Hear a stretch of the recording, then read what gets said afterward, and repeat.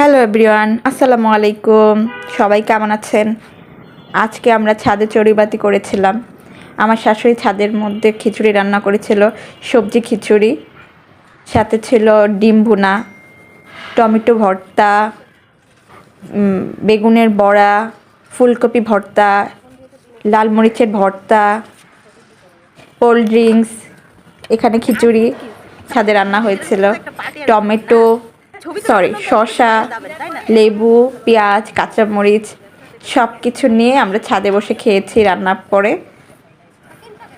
অনেক মজা হয়েছিল আজকে। অনেক অনেক সুন্দর একটা আবহাওয়া ছিল, চারিদিকে বাতাস, রৌদ্র, সব কিছু মিলে অসাধারণ একটা সময় ছিল।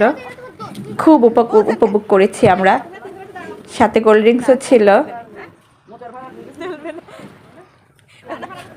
শুটকি ভর্তাও ছিল, শুটকি ভুনা, শুটকি ভুনা করেছিলাম আমি। সবাই ভালো থাকবেন, আমাদের জন্য দোয়া করবেন। আসসালামু আলাইকুম।